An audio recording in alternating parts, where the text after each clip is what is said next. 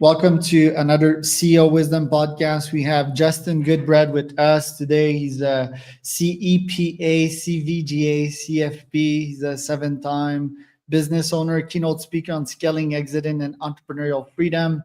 He's built and sold 8 to 9 figure firms. He's been featured on Forbes, Wall Street Journals, and he's a creator of the Deca Millionaire Way. So, Justin, welcome to the pod. Tell me a bit more about yourself and what you're up to. Hey, Charles, thanks for having me, man. Looking forward to this conversation. So, man, I'm just a country boy, born and raised in South Georgia on the East Coast, and born and raised on a dirt road, dude. But I had this amazing mom and dad who trained me how to be a business owner. And after launching my first business when I was 15, it accelerated. And since then, I've had the privilege of starting and selling 7 different companies for 7, 8. And then I took one company from 8 figures to a 9-figure valuation in 18 months. Now I'm living the dream of teaching business owners how they can rapidly scale their companies for freedom. And it is a lot of fun, Charles. It's so much fun. That's fantastic. Tell me a bit more about like your first business and when you knew exactly that you were going to become an entrepreneur.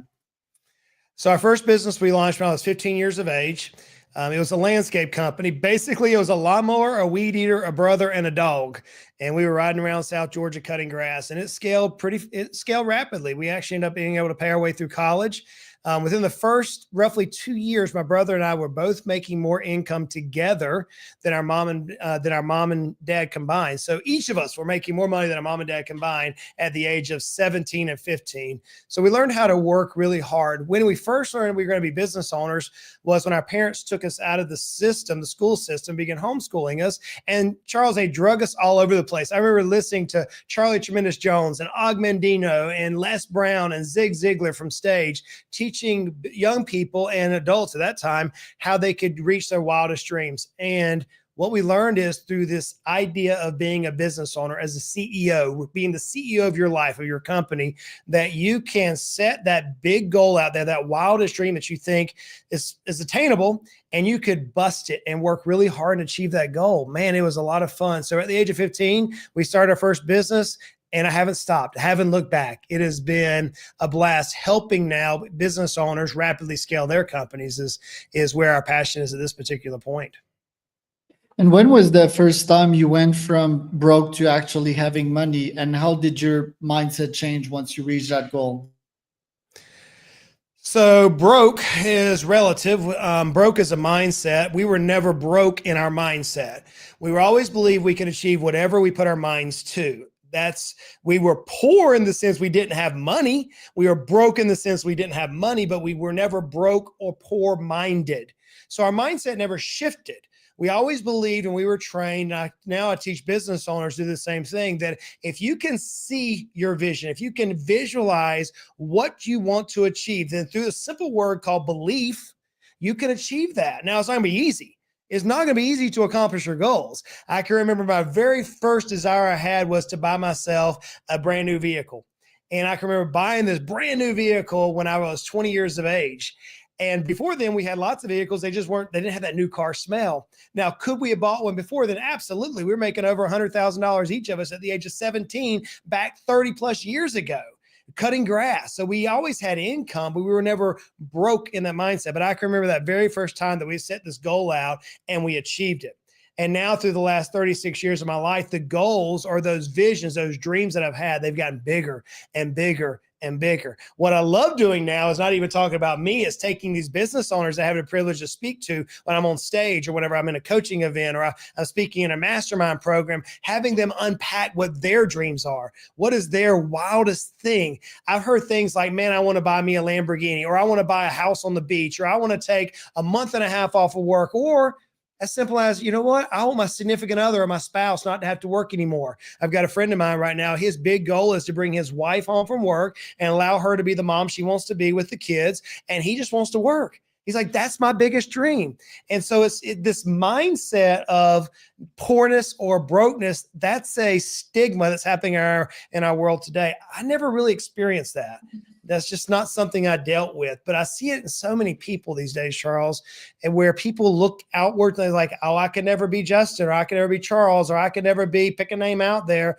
Friends, the reality is we're not trying to be each other. We're racing. We're the only person I'm against today, the only competition I have is me of yesterday. That's it. You, Charles, you're running your race and I'm running my race. All I have to do is believe that I can achieve my goal and aspiration. And if I believe it and if I place it out there, again, it's going to be hard. It's not easy. We're going to face some resistance. But as long as we get crystal clear on what we want to achieve, then oftentimes that will come true for us. Right. And for people that are just broke, they don't have cash to pay the rent, the mortgage, sometimes even putting food on the table. Like, have you never experienced that type of mindset before? You've always been like financially set, or what? So I'm going to separate your language here. Okay. A mindset is different than the reality. The mindset says I'm stuck here. I can't get out of this. The reality is there have been times when I've not had money in my bank account. There have been times whenever I could not pay the mortgage. There have been times of that nature. I can remember my wife and I went through this 7-year period of time. We had sold our company. We became millionaires, and then life happened. Man, it hit us from all angles, Charles, from all different areas. And before you know it, we're like financially broke. Now, mentally, we were never broke. Mentally, we're just like, okay, we got to make some adjustments. In our own story, we had a very nice dream home. It was gorgeous, a nice house in the country, living on top of a hill. And Charles, because we had gone through some financial struggles, we sold that house. We moved into a little country double wide mobile home that literally the front porch had holes in it. We had to put plywood down to keep our kids from falling through it. The back of the house had goats eating the siding of the house. The cars would get stuck in the driveway, man. Here I am I'm running my own company. We have this vision we're trying to achieve. We knew what we wanted to do. What we were moving from was being poor financially to being decamillionaires within a 48-month time frame. That was our goal. That was our vision. That was our mindset. We weren't poor-minded, but we were financially broke at that particular point. Over that 49-month period of time, because we kept our eyes on the prize and we sacrificed, we adjusted our lifestyle around, it came to be. We took a husband and wife who were financially broke, but success minded. And we stayed true to our aspiration, our goals, and our dreams. And through a lot of hardship, through a lot of hard times, our coaches were pouring into us. I'll tell you this, Charles. Whenever I hired my coach, he charged me $10,000 a month. We didn't have any money, dude. We were broke. And I went to him and I said, how in the world am I going to pay you 10 grand a month? He said, figure it out. How bad do you want your dreams?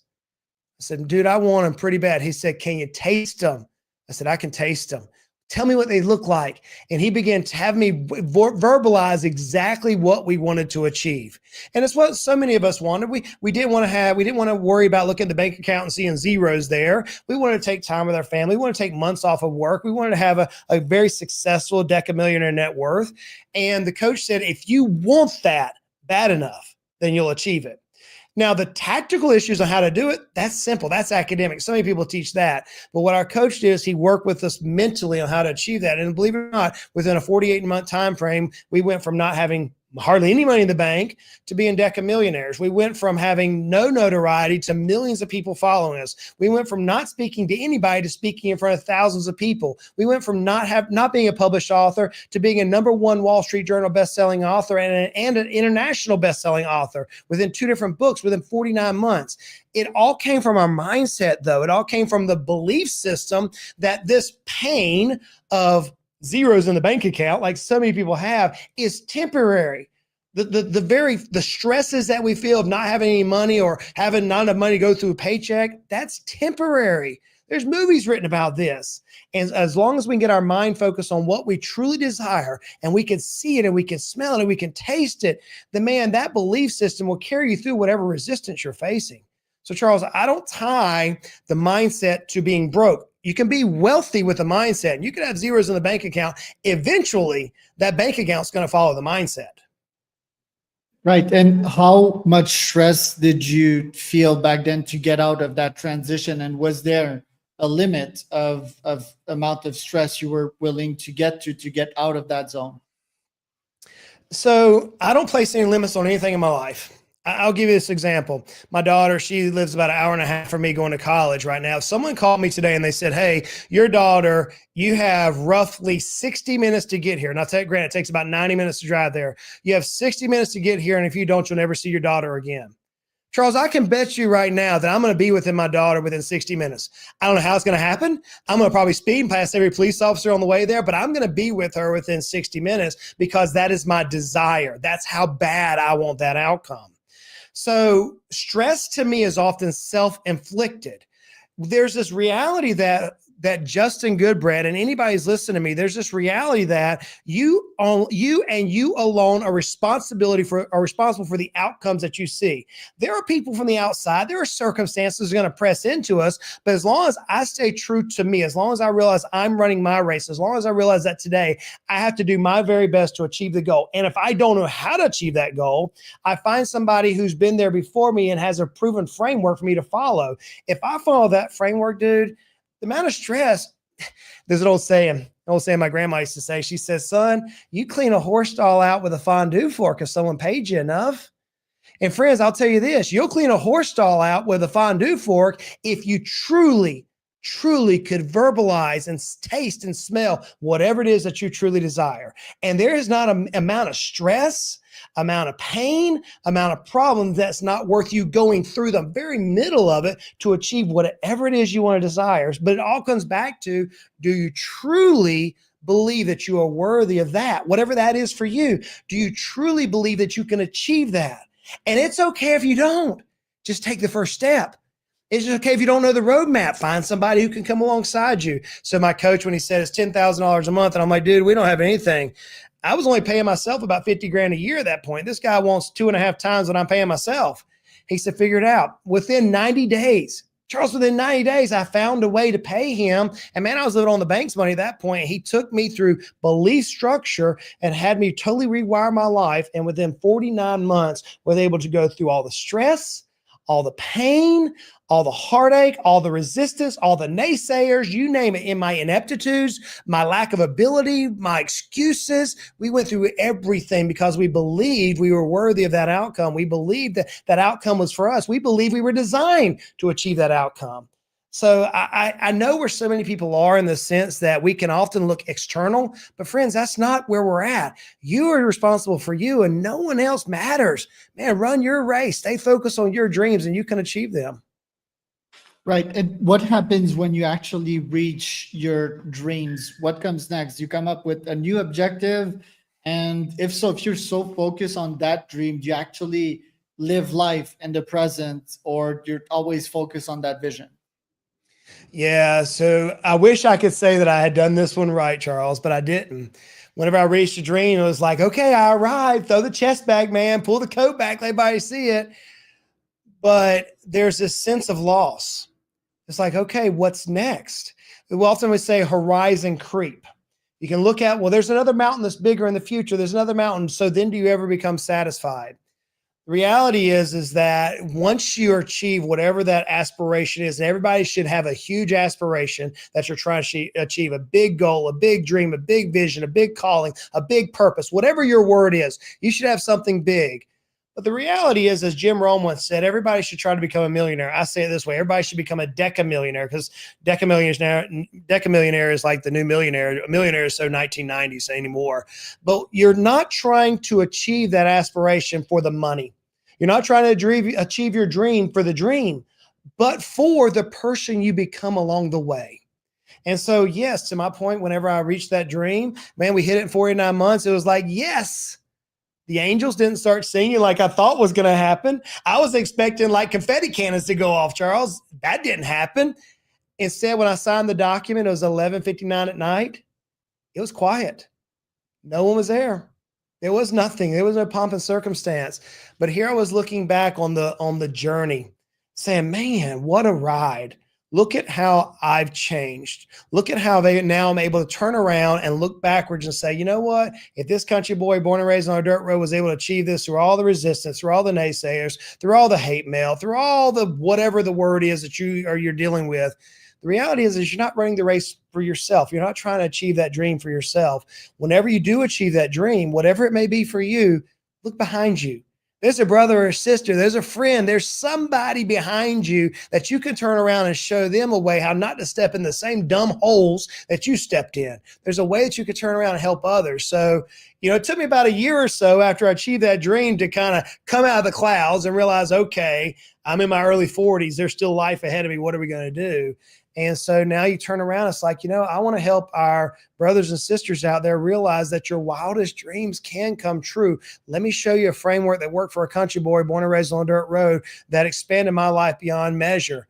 And here is how you do it. So it's not about often, yes, it is fun to reach a dream. It is so much fun. It is. And money is fun. Having money is fun. It's better than not having it at all. I can tell you that. But it's not for the sake of having money. It's for the sake of who you become on the journey and how you can help impact others.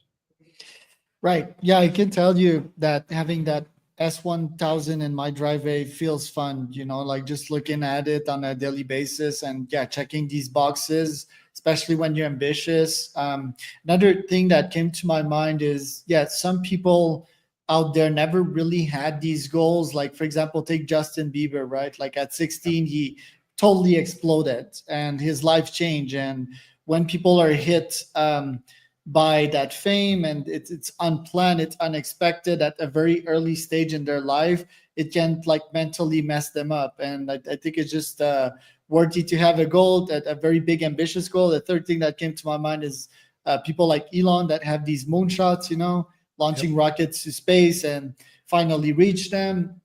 Nowadays, it's AGI. We've seen Zuck go from where he was going to the metaverse and now to AI again. So, like, even if you have these gigantic goals, like you will still want to set another one, and it's sort of hard to rest on your laurels, right? I think there's some genes into it, and as go-getters, we're always driven to set another goal. Now, I want to ask you, like, when did you exactly became an investor? And are you a better investor than you are an entrepreneur / a founder? Ooh, I've never been asked that, Charles. That's a great question.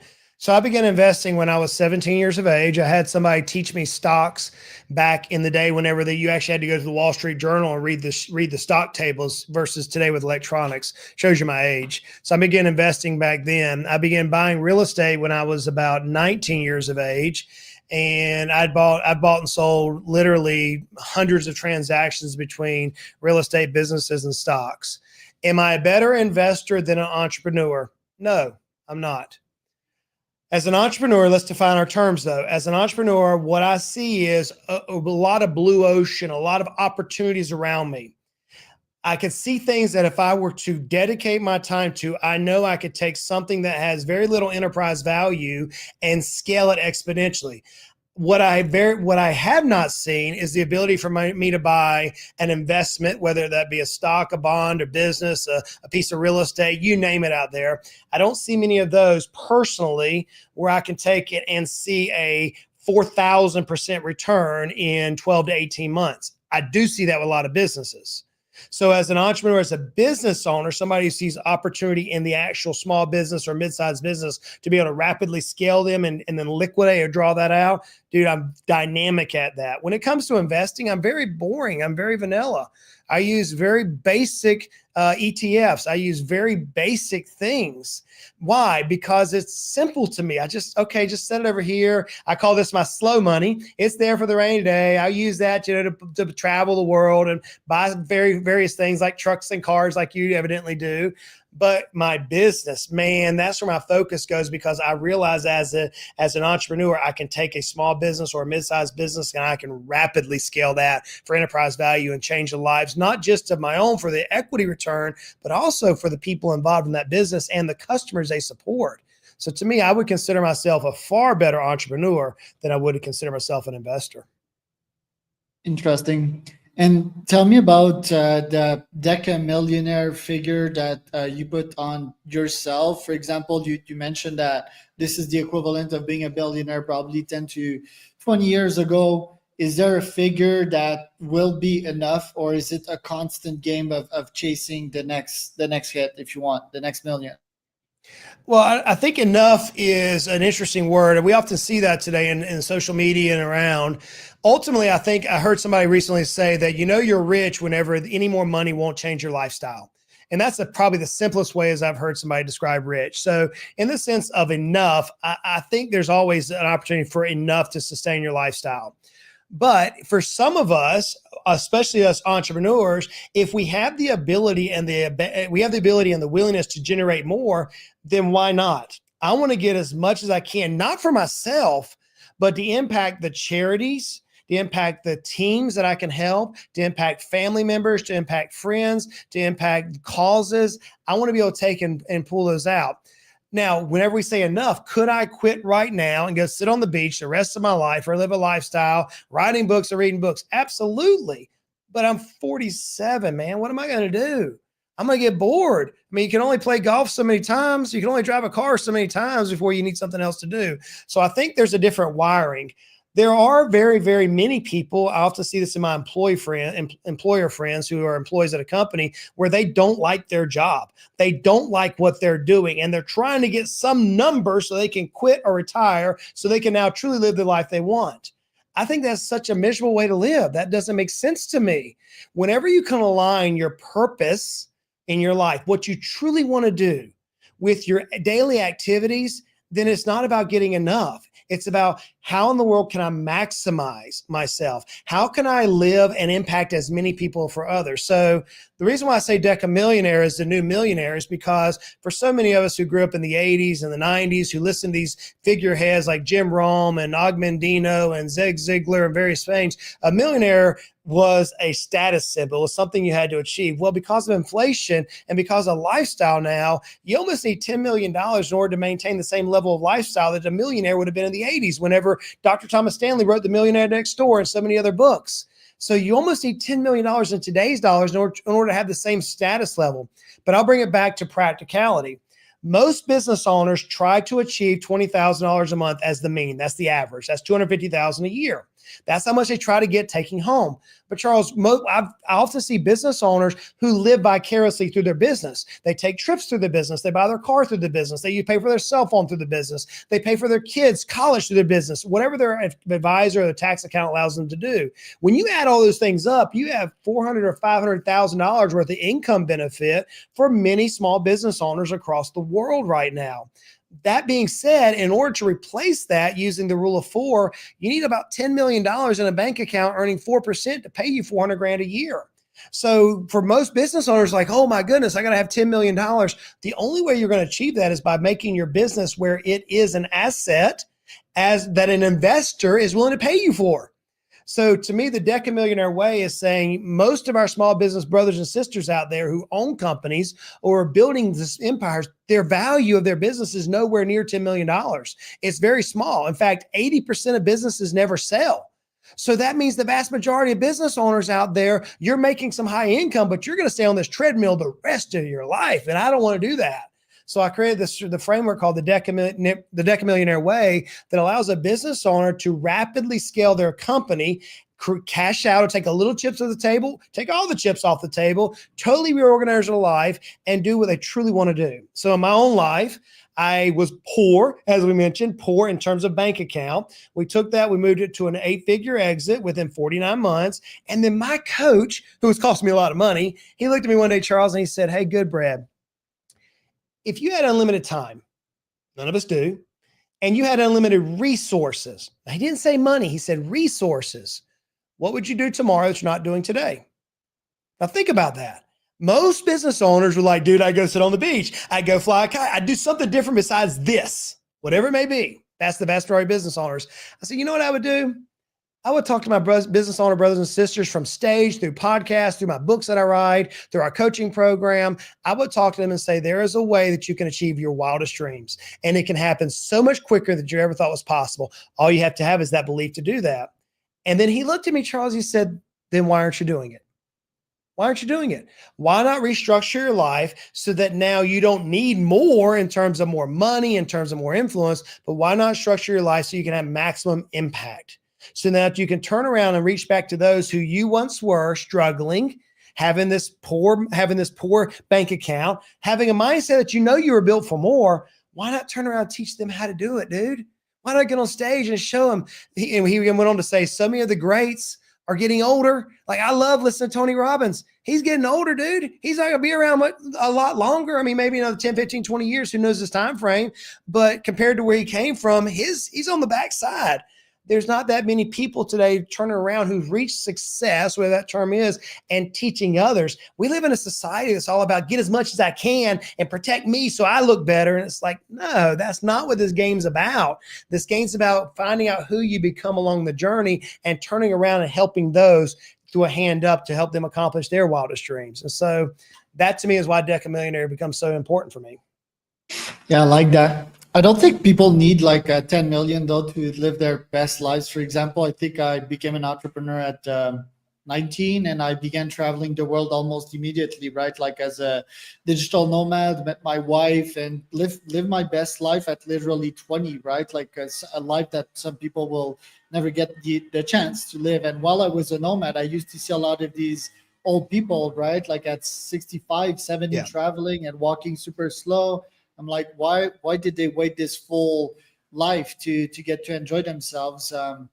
Not saying they didn't, but I'm saying like probably the older days, the older times was getting a 9 to 5, right, and getting your retirement pension and all of that. But that sort of changed. I think like becoming an entrepreneur nowadays, there's never been a better time. Is that the only path to become financially free, being an entrepreneur? No, so who I was talking about was the business owner who had found themselves in their business, right? What you just laid out was a different path. There are multiple paths. Ultimately, what you're looking for, is I describe it as a bucket with some water in it, and you need enough water that you can turn the spigot on and live your life with freedom. Now, let's define our terms. For me, freedom is saying I never have to work ever again. That to me is freedom. So you today with digital assets can create freedom in terms of royalty agreements or royalty income off of a one and done type structure. We didn't have that 25, 30 years ago whenever we were talking about, like Dr. Thomas Stanley wrote the book, The Millionaire Next Door. But the vast majority of business owners, the overwhelming majority of business owners right now, probably even listening to me, are in the service-based environment, the service-based business where they're actually doing B2C or B2B. And those individuals who often feel themselves stuck or trapped 9 to 5 or 12 to 12 or how many hours a week, and they had not had the experience that you've had where they can be digital nomads. They're still dealing within a small community. Let's call them chucking a truck, like the air conditioner guy, right? Or the lady who's running, I have a friend of mine, she's running an auto repair company. They're held to a particular location. Those individuals, for them to have freedom, is going to have to build a business that can provide them their income the rest of their life. Here's where it gets interesting. As long as that business is there providing the income, they have what's called a high concentration risk. Even digital nomads often have a high concentration risk. And one AI software, one platform change, and then everything's at jeopardy. When I talk about freedom, I'm like, I don't care what happens in the world tomorrow. I don't care if AI totally takes over and we're dealing with a bunch of robots everywhere. I don't care. There's enough money in the bank account earning 4% interest that I can live the same lifestyle I'm living right now for the rest of my life, come heaven or high water. That to me is freedom. That's a slightly different position than some people who say, you know what, I don't need to have $10 million in the bank account, but as long as I have, pick a number, whatever the number is, $100,000 a year, $500,000, doesn't matter. Whatever the number is. In fact, I was talking to a buddy of mine from France. His number is like 4 times the value of my number because of the different world over there, different economic system. So the key is to build a bank, if you will, a vault, a money holding solution, IP, royalties, whatever, that is completely isolated from all the risk of the world. If you do that, now you're truly free. Without that, digital type of nomads, oftentimes, I'm not saying this to you, Charles, but I also see digital people who build up good royalties from something like, let's say, I've seen this with books. They write a book. Well, as soon as that book kind of gets out of the flavor, you end up losing that royalty stream. They got to stop what they're doing and go out and do it again. Or they build up some sort of an AI system and then new AI comes in and it changes. So they build up content marketing like on Instagram, and Instagram changes the algorithm as it does so frequently. And now you lose the revenue. So to me, freedom is saying, I don't care what happens. I can live the lifestyle that I truly desire. That to me is freedom. And how's that going to change with AGI in the next 5 to 10 years? Do you believe there's going to be such a thing as UBI, or we're going to forever be competing the capitalist system? I don't know. That's an interesting question. I wish I had a crystal ball. I could make a lot more money than I have the last 46 years of my life. I did see something interesting from Mark Cuban just this morning in the Wall Street Journal. He made this phenomenal statement. He said he believes the first trillionaire, his belief, the first trillionaire will be created out of AI and out of AGI and various type of structures. So I don't know what's going to happen. Here's what I do know is as long as we follow proven principles, we live below our means. We set our aspirations in front of us. We charge hell with a water pistol, man. We look at that dream and we stay aspirational. We keep going toward that. We realize it's not about getting all we can and canning all we get and sitting on our can. It's not about that. It's about living this life and finding out who we become as we're on this journey. And then as we have some sort of success, whatever that success is, we turn around and look backwards because there's a brother or sister, a friend, a colleague, somebody that we know who's behind us and like, dude, help me move up. As long as we keep that aspiration, Charles, I don't care what happens. We're going to be forever taken care of and we'll be forever be able to impact the lives of the people we know and trust. What does that day your life looks like nowadays? Usually I wake up around 4:30, 5 o'clock in the morning. I have about 15, 20 minutes of quiet time that I just do some meditations. I have a little pad that I write down my thoughts. Maybe the previous day, a conversation I had, just something I want to think about and pray about. I go work out at the gym for about an hour, 15 minutes. I come home. I sit in the hot tub for about 2 hours. Sit there and I think some more. I do content creation. I use a lot of AI. I build systems, literally sit in a hot tub. It's the craziest thing. I just love it. Oh, I love it. It's a lot of fun. So I get in the hot tub for a couple of hours. I come out of the hot tub. I'll start working with either a client, a coaching, talking, traveling, go speak somewhere. If I'm local at East Tennessee, usually in the afternoon, about 4 or 5 o'clock, I'll go home. I play the piano. That's my way to just relax in the day. I get on the tractor. I live on a farm. So I get on the tractor, enjoy that. I write in my book. I'm writing 2 books right now for the next season of my life. I write my book down. I used to roll in about 9 o'clock at night and just kind of bring it down. My wife and I, we lay in bed and we watch a show. Right now we're watching this crazy show called Point Break or something like that. And so we watch this crazy show for an hour and a half and I'm in bed. I'm asleep by about 10. It's a lot of fun. Weekends, I just play, enjoy life and help others. And they're still bullish on books as a royalty model and a model to constantly bring you cash, or is it like a business card in which people read your book and actually contact you afterwards for coaching or speaking services? I think books can have multiple purposes. You just identified 2. I think there are some of those that there are going to be some authors who write books that will provide royalty that forever be the thing with Robert Kiyosaki, Rich Dad Poor Dad, is still a great seller, right? There's a lot of these type of books that will still be written that people will benefit from. I do think people use books as business cards, especially small business owners. It's an unbelievable business card. And I do think it opens up opportunity for speaking events, things of that nature for those in the personal brand space like I'm in. But I think a book is far more than that. You know, one of the saddest places, according to Dr. Miles Monroe, one of the saddest places is the cemetery. And he went on to say so much wisdom is there. The way I look at it as there's so much experiences in life and journey and wisdom that is often forgotten. I don't know who my great-great-grandfather was. I have no idea. Never met the guy. I knew my great-grandfather, but I don't remember my great-great. No idea who the guy is. Wouldn't it be amazing if each of us captured our thoughts? So to me, writing, I'm a paper guy. I'm an old school guy. I like reading paper books and gaining knowledge. I think there's a benefit for us being able to organize our thoughts, putting a lifetime's worth of information into something that we can pass on to others for their benefit. So I do think the book, in sense of a proper book, will be around for a while. I do believe that because it allows us to think. Simultaneously, I have over 250 hours of my content in my head that's been archived in various types of platforms digitally. So I do think that some people who don't want to write are able to actually create content like you and I are doing right now that will live on in for some period of time. I do think there's a lot of benefits, but you mentioned 2 or 3. I just don't think a book is a great revenue model in earnest in terms of spending literally the amount of money, the amount of time it takes to write a book to create royalties off of it. I think that period of time is over, but I do think there's a lot of benefit to organizing one's thought and passing on to help others. And to double click on the book thing and how you create your content, I notice you have quite a long period of thinking during your day might be your form of meditation, just shutting that brain down. How do you get these insights that go in the book? And What is your system for that? Do you take notes like on paper? Do you take notes on your cell phone? And how do you actually take the seed of an insight that you have and mature it into a full wisdom flower? That man, Charles, I've never been asked that. Thank you for that question. That's a powerful question. I love your insight. Love that insight, man. A lot of respect for you. Just I know now where your mind's operating. That's pretty powerful. To answer your question very earnestly, is we all have life experiences. We see people, those of us who are observing, we can see people going through hard times. We can see people who are succeeding, whatever that term means.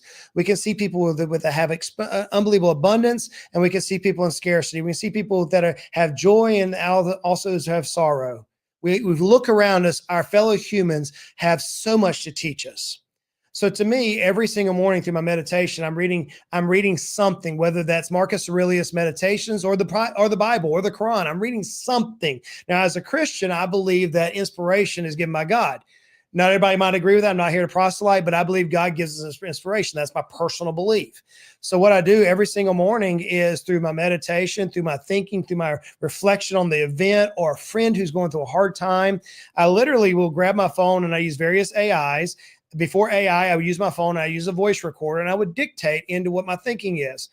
And then to make my thoughts cohesive, I'd bring those thoughts to a podcast and I would share my thoughts. Those podcasts are being capitalized, and then I have a team behind me that takes those thoughts and they turn it into blog posts and various types of social media things. And we see what resonates with the people. And as the audience out there is being helped, we'll get little messages like, hey, Goodbread, man, that little thought helped me so much. Well, I want to double click on that and come back and think about a little deeper in that. Well, why did it resonate? What are they going through? How can I help them again? How can I help others off that one little kernel of corn that was planted out there, that one little seed? So as I end up doing this, I'm able to archive all this data points. And then I literally, me personally, I hire an outside editor to take my thoughts and organize them in such a way that brings a cohesiveness to it that's able to impact. And so right now I'm actually walking through this process. I literally have hundreds of hours of thoughts in various papers and everything. And the editor is actually reading this. And he wrote back, he said, you don't have one book, you have 2 books right now that you need to write out of this content. You need to do this and this. I'm like, great. So then once we get that book down, then I'm able to take those thoughts and flush them out deeper. For example, I've said the word belief multiple times. I firmly believe that belief is the secret to what we truly desire. But there's not that much writing on the word belief. We hear the word faith. We hear the word mindset. You yourself have used the word mindset, but where is that mindset rooted in? It's belief. Well, so as I'm right now looking at this void, I'm like, well, what is belief? How do I change my belief? How do I impact others' beliefs? How do we take a belief and move it to fruition? So these are the type of thoughts that I have. And then as I begin talking with people like yourself, people who've experienced other experiences, I take your lessons, I take others' lessons, and I bring it back. It's like, well, I don't know if I agree with that. So an interesting point. Don't know if I agree with that. I can see where they came from, but I don't want to adopt that. So I bring all this information together and put it into a structure that allows me then to write and help. And as I'm helping people, I see what resonates. And then I want to double click and bring that out to light, place it somewhere that can help even more people. Yeah, belief precedes action, right? Like I saw your nephew, which is a law enforcement officer, before they actually go and operate and give people orders and be like, hey, listen to me, right? Like they need to download the fact that they are the authority before they actually step into the profession. Yeah, absolutely. Belief always precedes action, but disbelief will actually cause us inaction. Now, we'll say that we want our dreams. We'll say, you know what? I'm tired of being poor. I'm tired of not having any money in the bank account. We say that, but then whenever we end up facing that first little bit of resistance, whatever it is, we say, well, it's too tough for me. Well, it's meant for somebody else. That's a belief system. What I truly believe, what Justin Goodbread believes, is that God's orchestrated our lives for our benefit. I believe that everything in our life is preparing us for ultimately what he's prepared us for. I believe that. I believe, Charles, that you were uniquely created as a unique human. Of the 8.2 billion people in the world, there is no other Charles like you. No one has your story. No one has your experiences. And no one has your vision, your desires, your dreams that you have. Those dreams are unique to you. And my dreams are unique to me. And anybody who's listening to us, your dreams are unique to yourself.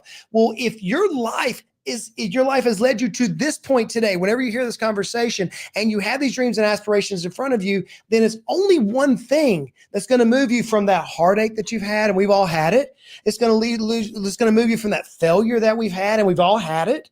It's going to move you from that pain, from those happy times. Everything today that's going to move you from this to that is that one word of belief. Do you truly believe you're worthy of that? Do you truly believe you can attain that? Do you truly believe within your heart that it doesn't matter what's in your way, that you're going to achieve that? If you do, then it's going to come to be. It may not come in the same time frame that you desire. It may not take it a year, 4 or 5. It may take a lifetime. But if you place your eyes on that outcome in the future, friends, and that becomes everything to you. I grew up in the South, and I grew up, and I love living a country life. My dad and I one day picking blackberries, Charles, and I said, "Dad, aren't you scared of rattlesnakes?" He's like, "No, I'm not looking for them." I'm like, "What do you mean?" He goes, "If you look for them, you'll find them." So now 30 years later, my young son, I'm out there picking blackberries with him. I'm showing him how to make a blackberry cobbler, which tastes so good. And he said, "Dad, aren't you scared of rattlesnakes?" And I said, "No, I'm not looking for them." Same thing my dad said. He goes, "Okay, let's find one." Within 5 minutes, we found 4. Before then, we didn't even care about them. But what happened is we believed we could find them, and we found them. That is the reality of all of our lives, Charles.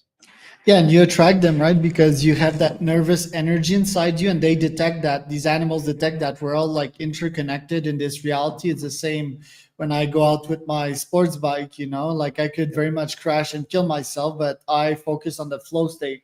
I actually focus on not thinking. I let my body do the work, right? The practice. And yeah, I think us humans, we're the only breed that can sort of think about past, present, and future, right? We need to leverage that.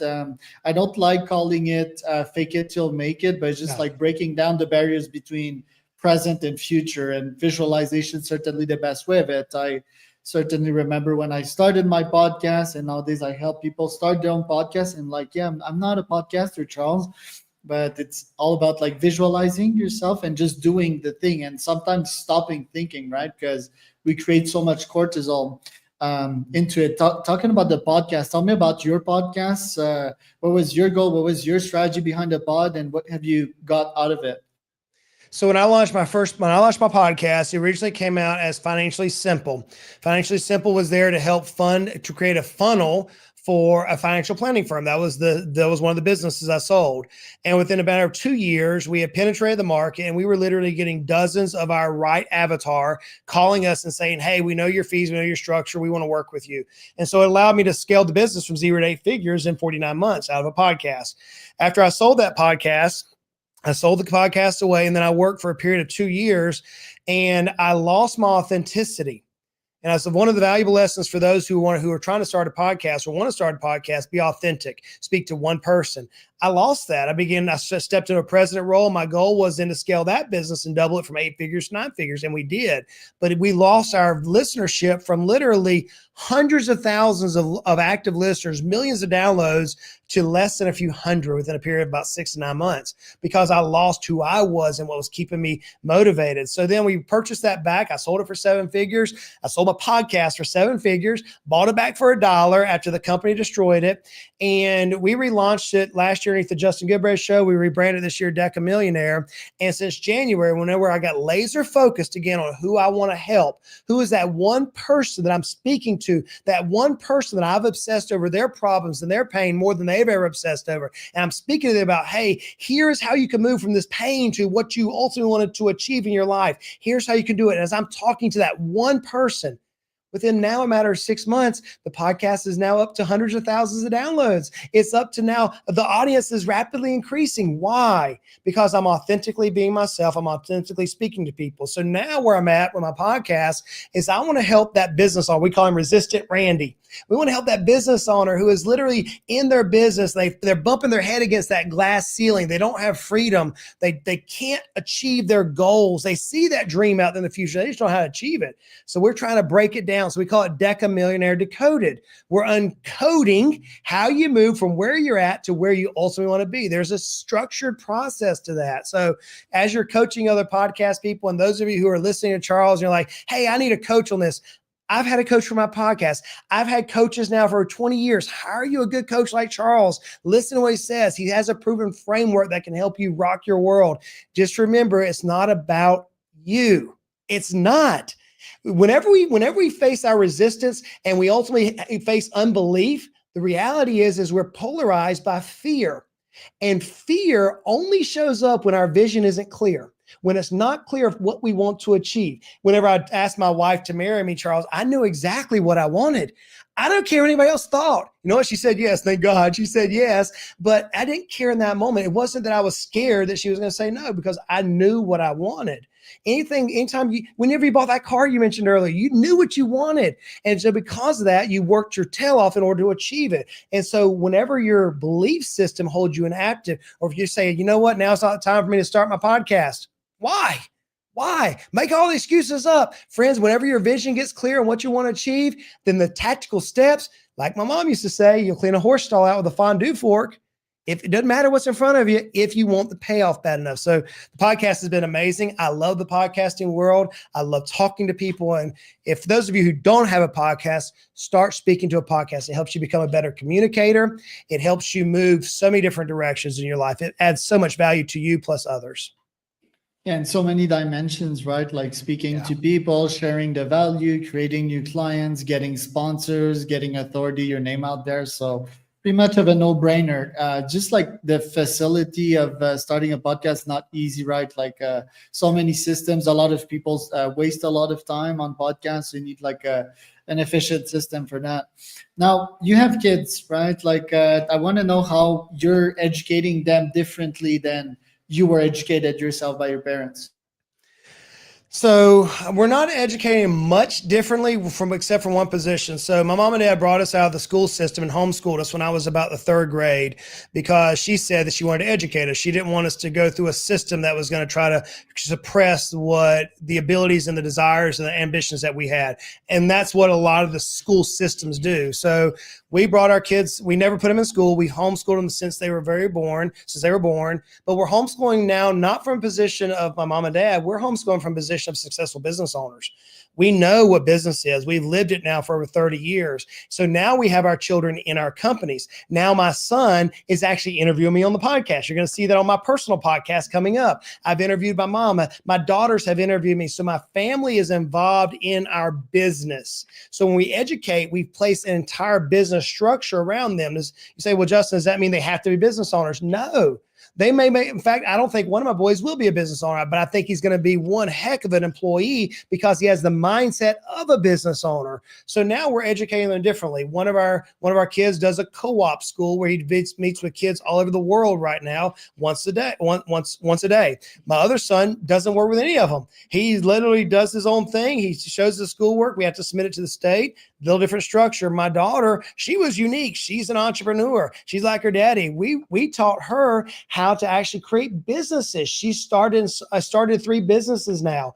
Now she's in college taking nurse practitioner designation so that she can start up a med spa. She wants to be a business owner. She's got great grades in school. So we're educating them differently than what many people might. We take them to conferences. We have them read books. In fact, last year, my middle son, who was 16, I had him go through Think and Grow Rich, page by page, and write me an essay on each individual page in that particular book.